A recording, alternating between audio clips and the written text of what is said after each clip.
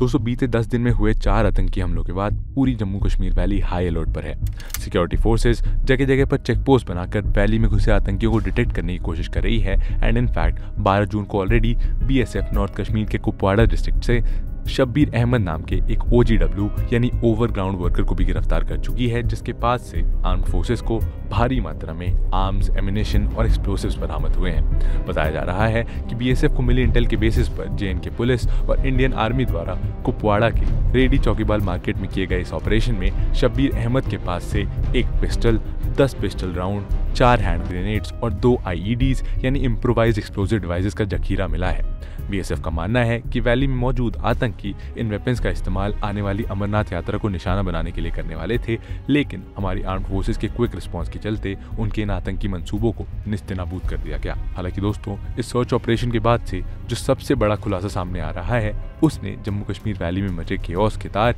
सीधे Pakistan based terror group से जोड़ दिए हैं। दरअसल अब तक की इन्वेस्टिगेशंस में TRF यानी द रेजिस्टेंस फ्रंट की कुंडली इंटेलिजेंस एजेंसीज के हाथ लगी है, जिसके चलते इस टेरर नेटवर्क के खूनी खेल का पर्दाफाश हो गया है और रियासी, कठुआ और डोडा में हुए हमलों का सीधा कनेक्शन इस प्रॉक्सी टेरर ग्रुप के साथ जुड़ता दिखाई दे रहा है। क्या है पूरा मामला और कैसे TRF जैसी प्रॉक्सी टेररिस्ट ऑर्गेनाइजेशंस इस पूरे खूनी खेल को अंजाम दे रही है, यही जानेंगे दोस्तों हम आज के इस वीडियो में। नमस्कार दोस्तों, मैं हूं शशांक पांडे और आप देख रहे हैं world affairs. The TRF connection of Reasi, Kathua and Doda attacks. दोस्तों, हाफिज मोहम्मद सईद एक टेरर प्रोफेसर एक ऐसा नाम है जो बीते 2 दशक से भारत का सबसे बड़ा दुश्मन बना हुआ है। 2001 के लोकसभा अटैक से लेकर 2006 की मुंबई ट्रेन बॉम्बिंग्स और 2008 के 26/11 अटैक्स को अंजाम देने का काम इसी आतंकी सरगना के काले दिमाग ने किया था। आज भी ये टेरर आका पाकिस्तान में खुलेआम घूमता दिखाई देता है और लाहौर में बैठकर अपने जहरीले भाषणों और फरमानों से भारत के खिलाफ खूनी साजिश रचने की कोशिश करता है। यही कारण है कि आज इस आतंकी का नाम NIA की मोस्ट वांटेड लिस्ट में शुमार है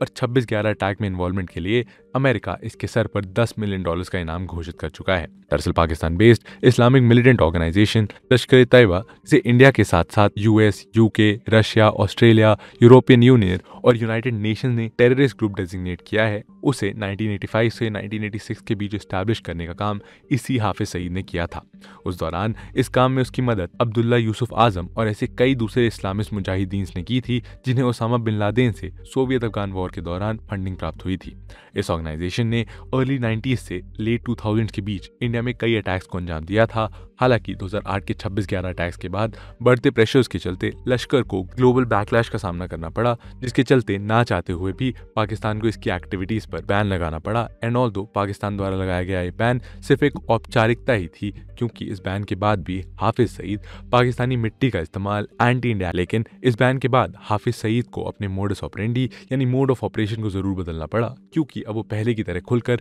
लश्कर की मदद से इंडिया पर डायरेक्टली अटैक नहीं कर सकता था। और यहीं से उसने एक ऐसे टेरर नेटवर्क को खड़ा करने का काम शुरू किया जिसके सहारे वो पर्दे के पीछे रहकर इंडिया पर हमला कर सके, और TRF यानी the resistance front Hafiz Saeed के इसी ख्याल का उपज था। दोस्तों, ये एक वेल नोन फैक्ट है कि इंडिया में होने वाले टेरर अटैक्स में पाकिस्तानी खुफिया एजेंसी ISI और पाकिस्तानी आर्मी के बड़े ब्रिगेडियर्स और जनरल्स का हाथ होता है, जो टेररिस्ट को बॉर्डर क्रॉस करवाने से लेकर उन्हें आर्म्स एंड एम्यूनिशन सप्लाई करने और क्रिटिकल इन्फॉर्मेशन देने का काम करते हैं। लेकिन जब से टेरर फंडिंग को लेकर पाकिस्तान दुनिया के सामने बेनकाब हुआ है, तब से वो लश्कर जैसे ग्रुप्स का खुलकर साथ नहीं दे पा रहा है, क्योंकि लश्कर का नाम किसी भी केस में आते ही पाकिस्तान पर इंटरनेशनल प्रेशर बढ़ने लगता है। और यही वजह है कि वो अब लश्कर को साइडलाइन करके TRF जैसी प्रॉक्सी टेररिस्ट ऑर्गेनाइजेशन के सहारे इंडिया को टारगेट करने की कोशिश कर रहा है। और इसी के चलते अब हमें TRF जैसी प्रॉक्सी टेररिस्ट ऑर्गेनाइजेशन की भरमार देखने को मिल रही है। TRF जैसे ही कुछ और नाम है: Jammu Kashmir Ghaznavi Force, People's Anti Fascist Front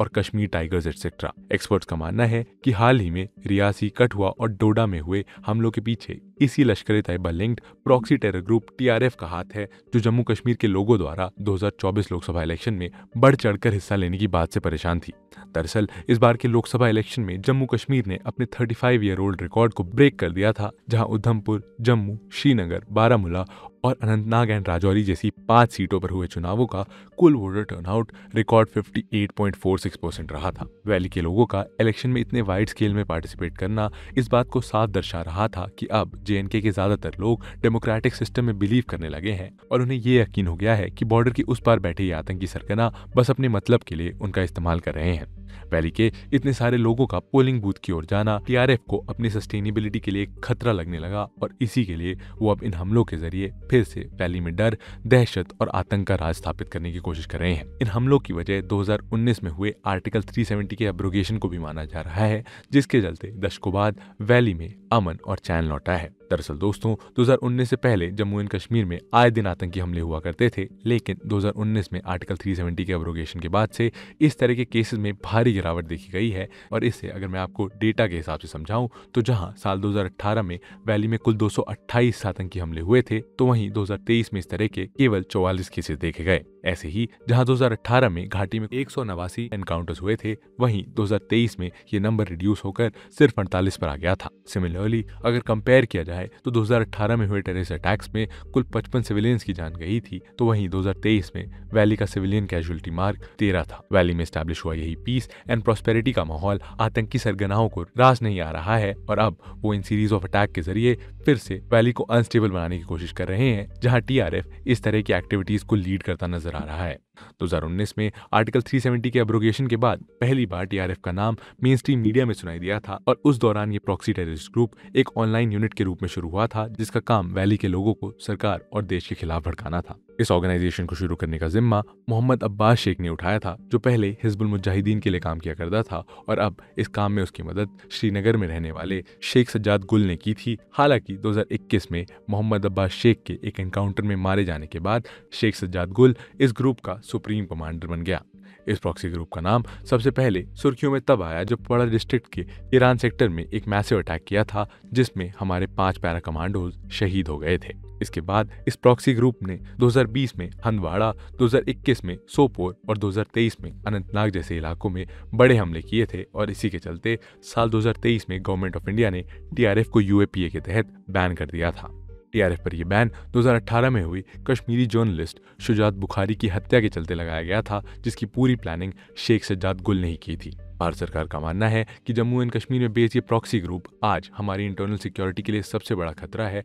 और दरअसल जहां लश्कर से जुड़े ज्यादातर आतंकी बॉर्डर से उस पार यानी पाकिस्तान से रिक्रूट किए जाते हैं, जिसके बाद उन्हें ट्रेनिंग लेकर इंडिया में इन्फिल्ट्रेट करना होता है, लेकिन इंडिया पाकिस्तान बॉर्डर पर हमारी आर्म्ड फोर्सेस की मौजूदगी के चलते इनमें से मुट्ठी भर आतंकी ही इस काम को करने में कामयाब हो पाते हैं और ज्यादातर टेररिस्ट को इन्फिल्ट्रेशन के दौरान ही मार गिराया जाता है। लेकिन TRF अपनी रिक्रूटमेंट नीड्स बॉर्डर की उस पार से फुलफिल नहीं कर रहा है, बल्कि ये प्रॉक्सी ग्रुप वैली के ही नौजवानों को धर्म या मजहब के नाम पर बहला फुसलाकर अपने साथ जोड़ रहा है। JNK पुलिस की रिपोर्ट की माने तो साल 2022 में हमारी सिक्योरिटी फोर्सेस ने 90 से ज्यादा ऑपरेशन में वैली में कुल 172 टेररिस्ट को मार गिराया था, जिनमें से 42 टेररिस्ट ही फॉरेन नेशंस के थे। यानी कि मारे गए आतंकियों में से 130 आतंकी ऐसे थे जिन्हें इंडियन सॉइल से ही पिक एंड प्लॉट किया गया था। और हैरानी की बात तो ये है कि इन 130 आतंकियों में से 108 आतंकी ऐसे थे जिनका कनेक्शन TRF या उसकी पेरेंट ऑर्गेनाइजेशन लश्कर-ए-तैयबा से था और इनमें से भी 74 टेररिस्ट को तो। इसका मतलब साफ है दोस्तों, आज TRF देश भर और खास करके कश्मीर वैली के नौजवानों को अपने साथ जोड़ रहा है और यही कारण है कि ministry of home affairs TRF को इंडिया की सिक्योरिटी के लिए एक बड़ा चैलेंज डिक्लेयर कर चुकी है, जहां मिनिस्ट्री का कहना है कि TRF सोशल मीडिया प्लेटफॉर्म्स के जरिए साइकोलॉजिकल ऑपरेशंस को रन कर जम्मू एंड कश्मीर की जनता को टेररिस्ट आउटफिट्स के साथ जोड़ने का काम कर रहा है ताकि इंडिया को अंदर से कमजोर किया जा सके। लेकिन असल में देखा जाए तो दोस्तों TRF तो सिर्फ एक नाम ही है जो 2023 के अनंतनाग और 2024 के रियासी अटैक के चलते लाइमलाइट में आ गया है। हकीकत तो ये है कि आज TRF की तरह और कई सारे टेररिस्ट ग्रुप्स भी घाटी में अपना फन फैला रहे हैं। TRF is just one of many groups. दोस्तों TRF की ही तरह आज हमारी आर्म फोर्सेस की लिस्ट में कई और प्रॉक्सी ग्रुप्स के नाम शामिल हैं, जिनमें सबसे बड़े नाम जम्मू कश्मीर गजनवी फोर्स और पीपल्स एंटी फैशिस्ट फ्रंट का है। दोस्तों जम्मू एंड कश्मीर गजनवी फोर्स को जैश ए मोहम्मद से फंडिंग मिली थी और ये प्रॉक्सी ग्रुप सीधे हमला करने की बजाय सोशल मीडिया प्लेटफॉर्म पर आतंकी नैरेटिव सेट करने की कोशिश करता है। साथ ही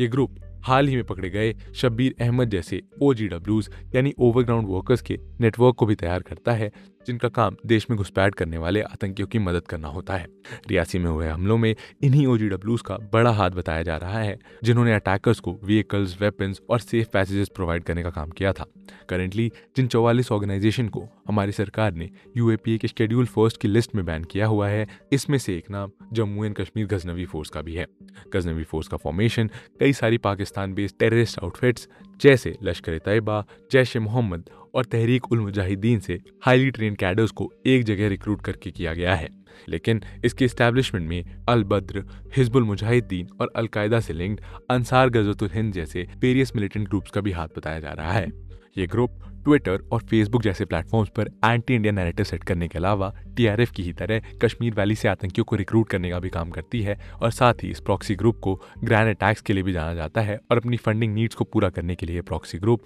ISI और पाकिस्तानी आर्मी के साथ मिलकर क्रॉस बॉर्डर ड्रग ट्रैफिकिंग और वेपन स्मगलिंग का भी काम करती है। इस प्रॉक्सी ग्रुप का नाम सबसे पहले सुर्खियों में तब आया था जब इसने साल 2021 में पुंछ डिस्ट्रिक्ट के मेंधार और सूरनकोट में इंडियन सिक्योरिटी फोर्सेस के ऊपर back to back ambush attacks किए थे और इसी तरह अगस्त 2022 से दिसंबर 2022 के बीच भी वैली में हुए मेजर ग्रैंड अटैक्स की रिस्पॉन्सिबिलिटी भी इसी प्रॉक्सी ऑर्गेनाइजेशन ने ली थी। हालांकि 7 दिसंबर 2022 को हमारी ब्रेव फोर्सेस द्वारा कंडक्ट किए गए एक काउंटर ऑपरेशन में जब इन हमलों के मास्टरमाइंड शौकत अली लाइवाल को अरेस्ट कर लिया गया, तब से इन अटैक्स की फ्रीक्वेंसी में गिरावट आई है और अगर देखा जाए तो गजनवी फोर्सेस की ही तरह यहाँ एक नाम पीपल्स एंटी फैशिस्ट फ्रंट का भी है, जो गजनवी फोर्स की ही तरह जैश-ए-मोहम्मद बैक्ड प्रॉक्सी आउटफिट है। होम मिनिस्ट्री की माने तो ये प्रॉक्सी ग्रुप पिछले कुछ सालों से लगातार हमारे सिक्योरिटी फोर्सेस, पॉलिटिकल लीडर्स और ऐसे सिविलियंस जो जम्मू कश्मीर में काम कर रहे हैं उन्हें डेथ थ्रेट दे रही है और आज ये ग्रुप TRF और JKJF जैसे दूसरे प्रॉक्सी आउटफिट्स के साथ मिलकर जम्मू एंड कश्मीर समेत देश के विभिन्न हिस्सों में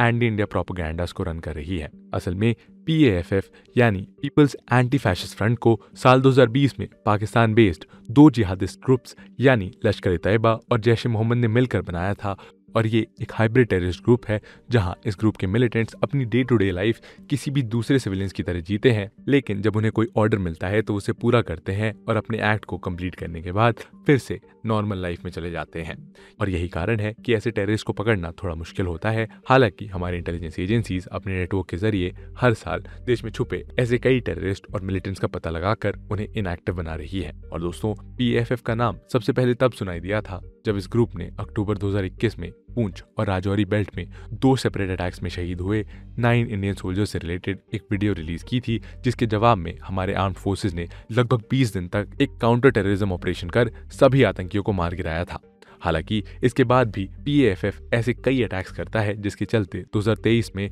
गजनवी फोर्सेस की ही तरह इस प्रॉक्सी टेरर ग्रुप को भी गवर्नमेंट ऑफ इंडिया द्वारा बैन कर दिया गया है। कंक्लूजन दोस्तों, TRF, गजनवी फोर्स और PAFF की ही तरह आज कश्मीर टाइगर्स और यूनाइटेड लिबरेशन फ्रंट जैसे ढेरों terror groups Jammu Kashmir valley में अपने नापाक इरादों को अंजाम देने की कोशिश कर रहे हैं, लेकिन वो भूल गए हैं कि उनका मुकाबला भारतीय सेना से है जो उनसे कई गुना ज्यादा वेल ट्रेंड है। और इस बात में कोई शक नहीं है कि हमारी फोर्सेज इस तरह के चैलेंजेस का मुकाबला करने के लिए पूरी तरीके से सक्षम है। लेकिन फिर भी हमें यहाँ ये ध्यान रखना होगा कि इन प्रॉक्सी टेरर ग्रुप्स के एक्ट करने के तरीकों में काफी बदलाव आ रहा है। जिस तरह आज ये ग्रुप्स इंटरनेट और सोशल मीडिया का सहारा ले अपने आप को मजबूत करने की कोशिश कर रहे हैं, या जिस तरह ये ओवरग्राउंड वर्कर्स का इस्तेमाल कर रहे हैं, वो ये साफ दर्शाता है कि कैसे इनके मोड ऑफ ऑपरेशन में चेंजेस आए हैं। ऐसे में सरकार को अपनी आगे की रणनीति इन बात को ध्यान में रखते हुए बनानी होगी। और दोस्तों, इसी के साथ अपने इस वीडियो डिस्कशन को यही समाप्त करते हैं। लेकिन दोस्तों, आपको क्या लगता है इंडिया किस तरह टेरर ग्रुप्स की इस प्रॉक्सी वॉर का सामना कर सकता है? जरूर बताइए हमें कमेंट सेक्शन में।